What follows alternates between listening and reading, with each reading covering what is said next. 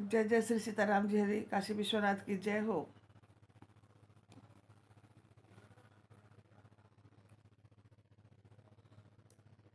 पंचवटी में जब तीनों भाई रह रहे थे पर्णकुटी छा करके, तो वहां पे शूर्पणखा जो रावण की बहन थी, वो अत्यंत ही दुष्ट थी स्वभाव की।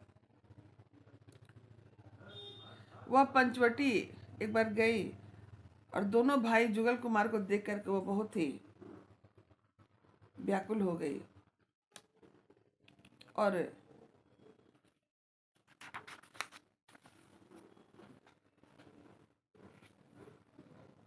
काम पीड़ित वासना से उल्लिप्त होने लगी।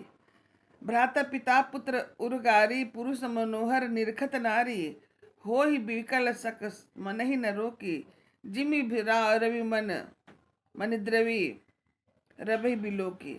यानी कि काक विष्णु जी कहते हैं कि हे गरुड़ जी, सुपनखा जैसी राक्षसी, धर्म ज्ञान शून्य, कमांध स्त्री, मनोहर पुरुष को देखकर चाहे वह भाई हो, पिता हो, पुत्र हो, विकल्प में हो जाती है और मन को नहीं रोक सकती। जैसे सूर्य कांति बनी, सूर्य देख करके द्रवित हो जाता है, ज्वाला से पिघल जाती है। रुचिर रूप धरि प्रभु पाई जे जाई, बोली वचन मन मन बहुत मुस्काई, तुम सम पुरुष नमो सम नारी, यह संजोग विधि रचा विचारी। वह जाती है प्रभु के पास और मुस्कुराकर कहती है कि ना तो मैं मेरे समान कोई नारी और ना ही आपके समान कोई पुरुष है। विधाता ने बड़ा संजोग जोड़ा है विचार करके। मेरे जोगे पुरुष जगत में नहीं है। मैं तीनों लोगों की खोज देखा है, इसलिए मैं अब तक कुमारी हूँ, यानी कि अविवाहित हूँ। अब तुम देखकर मेरे मन को चित पर ठहरा है। सीता ही चितई कहीं प्रभु बाता, अहि कुमार मोर लघु भ्राता, गई लक्ष्मण रिपु भगन जानी, प्रभु बिलोक बोले मृदुबानी। रामचंद्र जी कहते हैं कि देखिए, मेरी पत्नी सीता है जो मेरे साथ है। हाँ, मेरा भाई है यहाँ पर लघु भ्राता, उनके पास अब जाइए, शायद आप उनसे बात कर सकते हैं।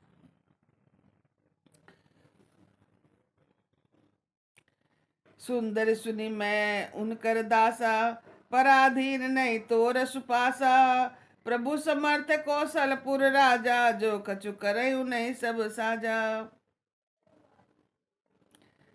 उनकी बात सुनकर के जब सुपनखा लक्ष्मण के पास जाती है तो लक्ष्मण जी कहते कि हे सुंदरी, मैं तो उनका दास हूं, मैं क्या कर सकता हूँ, सब सुख वही कर सकते हैं, इसलिए आप उनके पास जाइए। इस प्रकार वो आते जाते दुखी हो गई। फिर पुनः राम के पास निकट आई और बोली कि प्रभु ने फिर से लक्ष्मण जी के पास भेजा, तो फिर बोली कि तुम्हें वही बरेगा जो लज्जा को तृण छोड़कर, अर्थात प्रतिज्ञा करके त्याग देगा, अर्थात जो निपट निर्लज होगा। कौन बोला? लक्ष्मण जी बोले। तब खिसियानी राम पही गई, रूप भयंकर प्रकट भई। यह वचन सुनकर के वो राम जी के पास गई और विकराल रूप अपना प्रकट दिखाई। श्री रघुनाथ जी ने लक्ष्मण जी को इशारा देकर कहा, लक्ष्मण अति लाघव सो, नाक कान बिनु किन्हे, ताके कर रावण कहा, मनो चुनौती दीन। लक्ष्मण जी ने बड़े फुर्ती से रामचंद्र जी से इशारा किया और लक्ष्मण जी बहुत ही फुर्ती से उसका नाक और कान काट करके रावण को चुनौती दिए। बिना नाक कान के वह विकराल हो गई। उसके शरीर से रक्त इस प्रकार बहने लगा मानो काले पर्वत से गेरू रंग की धारा बह रही हो। वह विलाप करती हुई अपने खरदूषण के पास गई और बोली कि हे भाई, तुम्हारे पौरुष वीरता का धिक्कार है, तुम्हारे बल को धिक्कार है। उन्होंने पूछा कि तब सुखवरा सब जाकर समझाकर कहा। तब सुन करके राक्षस सेना तैयार की। राक्षस समूह को झुंड के झुंड दौड़े मानो पंखाधारी काजल के पर्वतों का झुंड हो। नाना बाहन नाना कारा, नाना जुद घोर अधर पारा, शूर्पणखा के कर लीनी, अशुभ रूप श्रुति नासाहिनी। मतलब अनेक अनेक प्रकार के सवारी पर चढ़े तथा अनेक प्रकार के सुरतों के थे।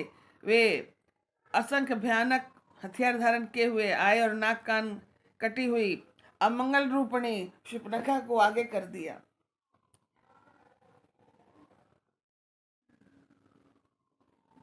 को कह जियत धरहु धो भाई, धार्य मारुतिन लेहु छड़ाई।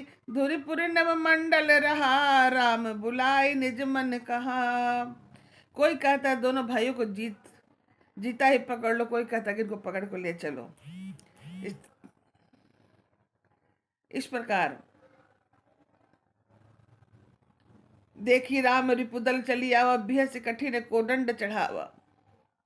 रामचंद्र ने जब यह देखा तो हंस करके कठिन धनुष को चढ़ाया।